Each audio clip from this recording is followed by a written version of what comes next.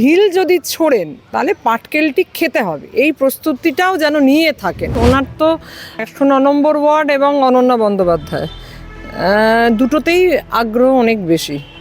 এর আগেও বহুবার নানা রকমভাবে উনি বলতে থাকেন।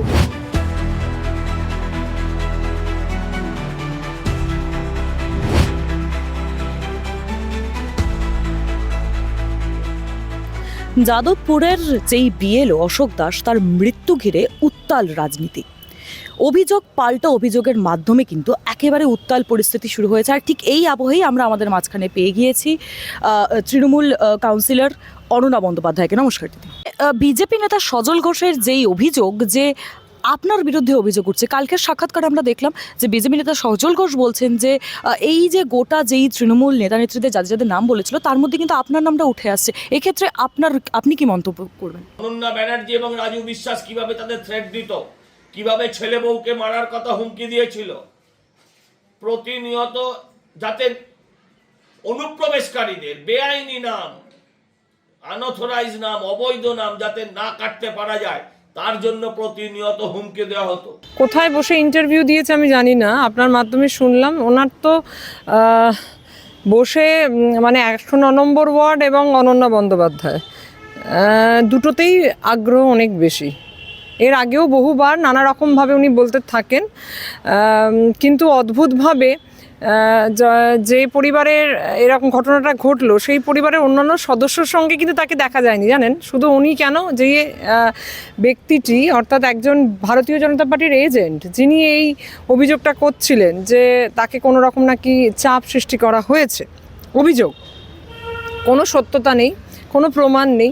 এই অভিযোগটি যিনি করেছিলেন ভারতীয় জনতা পার্টির এজেন্ট, তিনি এখন কয়েক মাস ধরে ওখানে ফ্ল্যাট কিনে থাকতে শুরু করেছেন এবং তিনি এই কথা বলছেন। তিনি কিন্তু ছিলেন না অশোক দাসের এই রকম আত্মহত্যার পরে তাকে হাসপাতালে নিয়ে যাওয়া, পোস্টমর্টম অথবা শ্মশান যাত্রী হওয়া, শ্মশান সঙ্গী হওয়া, কোনোটাতেই ভারতীয় জনতা পার্টি কোনো সদস্য নেই। আমি ধরছি যার কথা আপনি বললেন তিনি অভিযোগ করেছেন, সজল ঘোষ, তিনি ধরেও নি যদি তর্কের খাতিরে 109 নম্বর ওয়ার্ডে থাকেন না, উনি আসতে পারেননি। যিনি বিএলএ বুথ লেভেল এজেন্ট, যিনি এত অভিযোগ করলেন, তিনি কোথায় ছিলেন গোটা প্রক্রিয়ায়? আমার একটু জানতে ইচ্ছা করছে আপনাদের চ্যানেলের মধ্য দিয়ে যদি তার কাছে পৌঁছানো যায়। তিনি তো খুব দুঃখ করে বলছিলেন অশোক দাসের মিসেসকে যে আপনারা পাশে টাশে আছে, কিন্তু কাউকে দেখতে পেলাম না, জানেন।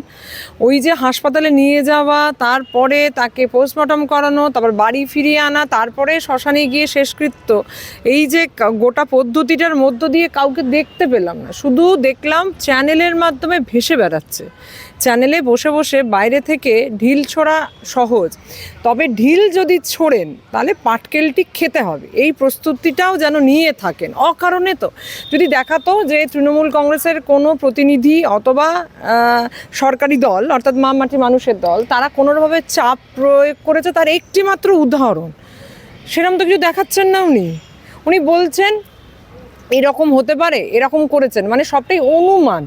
বলবেন তো যে এমন সময় এমন দিন, শনিবারের বারবেলা, মকর সংক্রান্তি, 1 জানুয়ারি, বিশেষ বিশেষ দিন, কোন দিন, অথবা সাধারণ যে কোনো দিন, যে আমি গেছি, কাউকে বল প্রয়োগ করেছি বা আমার দলের কেউ গিয়ে বল প্রয়োগ করেছে, একটা তো বলবে, একটা রেকর্ডিং শোনাবে, ফোনে আমার কণ্ঠস্বর শোনাবে। কিছুই কি শুনিয়েছেন? শুধু একটা নাম ভাসিয়ে দিলে তো আর মানে অভিযোগ করা যায় না, এবং অভিযোগ প্রমাণও পাওয়া যায়। অভিযোগ হয়তো করা যায়, নাম ভাসিয়ে দিল, কিন্তু তার সত্যতা এবং সেটাকে নিয়ে লিগালি কোনো স্টেপ কিছুই কি করতে পেরেছে? এই যে আমি কথাগুলো বলছি যে একটা নাম ভাসিয়ে দিল, অভিযোগ করলো, এরপরে কোনো লিগাল স্টেপ নিল না কেন ভারতীয় জনতা পার্টি? নেয়নি কেন? কারণ এটা সত্যতা নেই, কারণ এটা বলে না খাবে ভালো কাটবে ভালো, তাই বলছে। এসআইআর এর বলি এই 3 মাসে প্রচুর মানুষ হয়েছেন।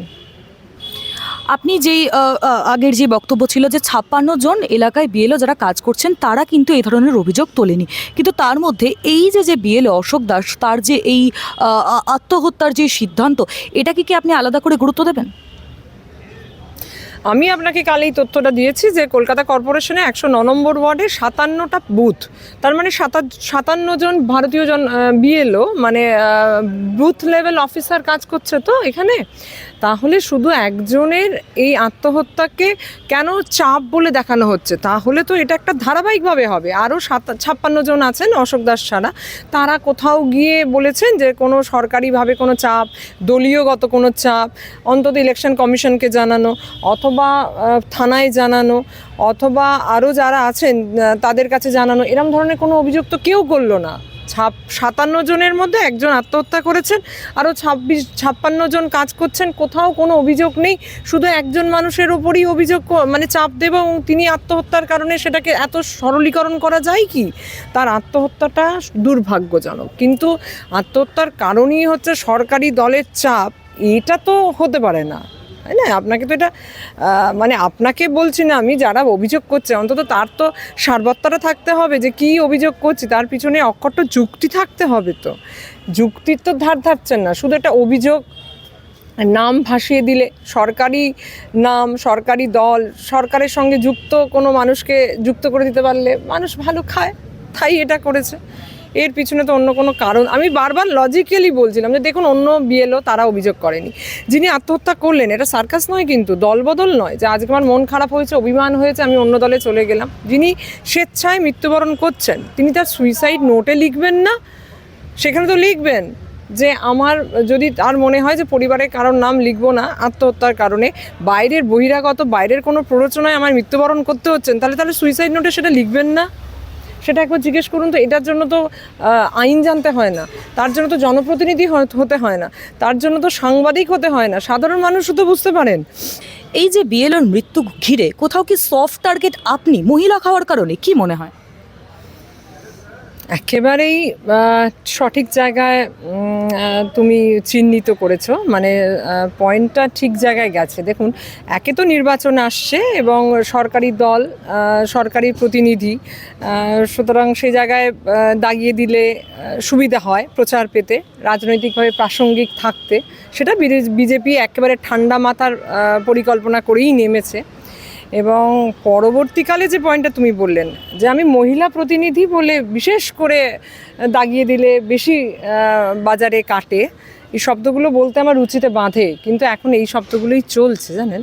কথার সৌজন্য তো দেখাতে পারছে না বিজেপি, সুতরাং সেই জায়গা থেকেই শব্দগুলো ব্যবহার করতে হচ্ছে। আমি মহিলা এবং আমি শুধু রাজনীতি করি না, আমি বিনোদনের সঙ্গে যুক্ত। আমি আমার বেশ কতগুলো ছবি রিলিজ করেছে এবং আমি ধারাবাহিকেও কাজ করি, সুতরাং সেই জায়গা থেকে খানিকটা পরিচিত মুখ। সুতরাং তাকে যদি আরও দাগিয়ে দেওয়া যায় তাহলে খবরটা বাজারে আরও চলে, আরও কাটে, আরও খায়, এই শব্দগুলো ব্যবহার হচ্ছে আজকাল।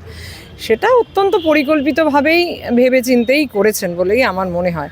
তা না হলে একটা মানে একেবারে বেসলেস, যার পিছনে সত্যি অকট্ট কোনো যুক্তি নেই, কোথাও পাওয়া যাচ্ছে না কোনো অভিযোগ, কোথাও তিনি সুইসাইড করে নোটেও লিখছেন না, যিনি মারা যাচ্ছেন তার তো কোনো ভয় নেই ভাই।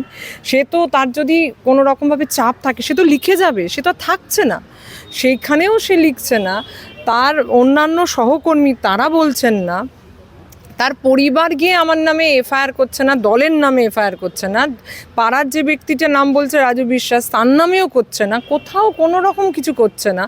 শুধুমাত্র একজন এজেন্ট, সে কি ভাবছে সেই ভাবনার ওপর বেস করে এরকম একজন মহিলাকে একটা দাগিয়ে দেওয়া যায় খারাপ বলে, চাপ দিচ্ছি, কারণ এটা মহিলারা সফট টার্গেট। তারপরে যদি আপনি পরিচিত হন তাহলে তো আপনি আরও টার্গেটেড হলেন। সুতরাং এই যে শুধু রাজনীতি করলে একরকম মোকাবিলা করা যায়, কিন্তু যদি সেই রাজনীতির পিছনে কারোর অভিসন্ধি থাকে, মহিলা বলে তাকে আরও হেনস্থা করব এবং তাকে সফট টার্গেট করব, তাহলে এটা রাজনীতির লড়াই না, জানেন তো, এটা অন্যরকম। এটা এর বিরুদ্ধে লড়াইটা আরও কঠিন, তবে এই লড়াইয়ের প্রস্তুত। আরও একটি কথা বলবো যে বারবার যদি ঢিল মারেন তাহলে পাটকেলটা পেতেও প্রস্তুত থাকতে হবে। সফট টার্গেট মহিলা বলেই দাগিয়ে দেওয়া যায় না, এটা পরিষ্কার করে এবার বুঝতে হবে। ব্যক্তিগতভাবে এই মৃত্যু নিয়ে রাজনীতি, এটাকে আপনি সমর্থন করছেন না, কিন্তু এদিকে দেখা যাচ্ছে যে বিজেপি, তৃণমূল উভয় পক্ষই কিন্তু এইটাকে নিয়ে রাজনীতি করছে না। এই সম্পর্কে আপনার ব্যক্তিগত কি ধারণা, কি মন্তব্য? খুব পরিষ্কার করে বলতে হবে, অশোক দাসের মৃত্যু নিয়ে একটি কথাও আমি কাউকে বলতে চাইনি। মৃত্যু ঘটনাটা আমি জানতে পেরেছি সকালেই, যখন উনি আত্মহত্যা করেছেন, গলায় দড়ি দিয়েছেন। তারপরে তাকে হাসপাতালে নিয়ে যাওয়া, হাসপাতাল থেকে ডেথ সার্টিফিকেট নিয়ে পোস্টমর্টম, তারপরে বাড়ি ফিরিয়ে আনা এবং শ্মশান সঙ্গী হওয়া, এই গোটা বিষয়টাই কিন্তু আমি এবং অঞ্চলে আমার মানুষজনরা, পাড়া প্রতিবেশী সবাই মিলে করেছি। এবং একটি কথাও এটা নিয়ে বলতে যায়নি, কিন্তু এখন যদি খুঁচিয়ে আপনাকে বলে আপনি কি করবেন, সেই ব্যাপারটা এরকম হয়ে যাচ্ছে। ভারতীয় জনতা পার্টির প্রতিনিধিরা তারা নানা রকমভাবে একতরফা বলে ব্যাপারটা মানুষের কাছে মিথ্যেটাই সত্যি করে দিতে চাইছে। তখন সেই জায়গা থেকে আপনি তো অন্তত আপনার নামে যদি কোনো অভিযোগ কেউ তোলে, তাহলে আপনি সেটাকে জাস্টিফাই তো করবেন।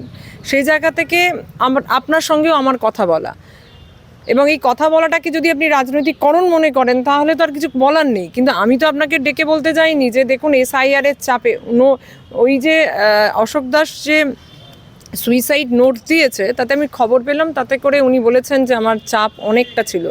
তো সুতরাং সেইখানে তো আমি দাঁড়িয়ে বলিনি যে SIR-এর চাপে একজন BLO মারা গেছে, আপনারা দেখুন। তো ভারতীয় জনতা পার্টি শুরু করলেন, ওনারা বললেন এই চাপ শুধু SIR-এর চাপ নয়, এটা সরকারি দলেরও চাপ, মানে অভিমুখটাকে ঘুরিয়ে দিতে পারলে। কারণ SIR-এর চাপে মৃত্যুর সংখ্যা অনেক এবং সাধারণ মানুষ সেটা নিতে নিতে অভ্যস্ত হয়েছে। সেই চাপটা নতুন কোনো চমক দিচ্ছে না। ভারতীয় জনতা পার্টিকে রাজনৈতিকভাবে টিকে থাকতে গেলে একটা চমক প্রয়োজন। সেই চমকের জন্য সেই SIR-এর থেকে অভিমুখ ঘুরিয়ে দল, অন্যান্য রাজনৈতিক ব্যক্তিত্ব তাদেরকে দাগিয়ে দিচ্ছেন, অভিমুখ ঘুরিয়ে দিচ্ছেন। এটা নিছকই পরিকল্পনা এবং ষড়যন্ত্র।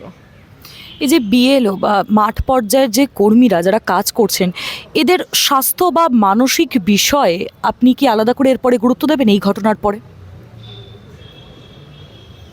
দেখুন, যেহেতু আমার অঞ্চলে যে অশোকদা ছাড়া আরও যে 56 জন BLO কাজ করছেন, তারা প্রত্যেকেই আমার এলাকার এবং তাদের কম বেশি আমি অনেকেই চিনি।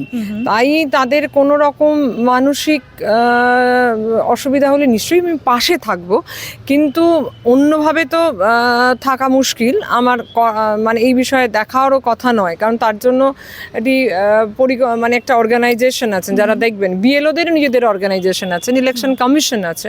সুতরাং সেখানে তো আমার এখতিয়ারের বাইরে। কিন্তু যেহেতু আমি চিনি অঞ্চলের মানুষজন, তারা যদি কোনো রকমভাবে মানসিকভাবে কোনো বিপর্যস্ত হয়ে সাহায্য চান, আমি তো মানবিকভাবে তার পাশে থাকবো। কিন্তু আসলে আমার সেই এখতিয়ার নেই তো তাকে আরও এগিয়ে গিয়ে সাহায্য করা। সেটার জন্য কাজের প্রেশার তো আমি চাইলেও কমিয়ে দিতে পারবো না। এটা একটা প্রক্রিয়া এবং সেই প্রক্রিয়ায় নির্বাচন কমিশন দেখছে গোটা ব্যাপারটা, সুতরাং তাদেরই তো দেখতে হবে। এই বিষয়ে তো আমার খুব একটা সুযোগ নেই কিছু করে দেওয়া।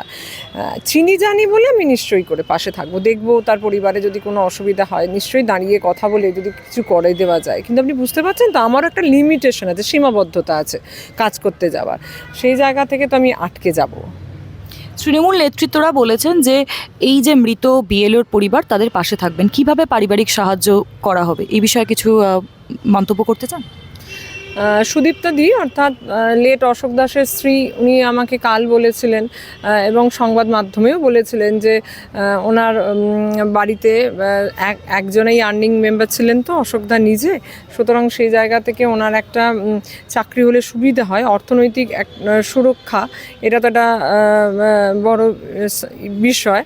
সুতরাং এই জায়গা থেকে সাহায্যের জন্য উনি বলেছেন এবং আমিও যোগাযোগ করেছি তৃণমূল কংগ্রেসের। এবং গতকাল আপনারা বোধহয় জানেন 3 জনের প্রতিনিধি এসে অশোকদার বাড়িতে, মানে ওনার মিসেসের সঙ্গে দেখা করে গেছেন। উনি ওনার চাওয়া এবং উনি কি এক্সপেক্ট করছেন সেটাও উনি নিজে বলেছেন এবং দল থেকেও সেটা শুনে নোট করেছেন, শুনেছেন। পরবর্তীকালে নিশ্চয়ই অর্থনৈতিক সুরক্ষা এবং একই সঙ্গে সামাজিকভাবেও এবং মানসিকভাবেও যাতে তিনি অসুবিধা না পড়েন, সব দিকটাই দেখা হবে। একেবারে মৃত BLO অশোক দাসের এই যে মৃত্যু, তা কি শুধুমাত্র ব্যক্তিগত ট্র্যাজেডি, নাকি এর পিছনে রয়েছে প্রশাসনিক চাপের ফল? এই নিয়ে একটা বড় প্রশ্ন উঠছেই। তবে এতক্ষণ আমাদের সঙ্গে ছিলেন তৃণমূল নেত্রী। ধন্যবাদ ম্যাম। ক্যামেরায় বিথিকার সঙ্গে অনুষ্কা, টাইমস নাও খবর, কলকাতা।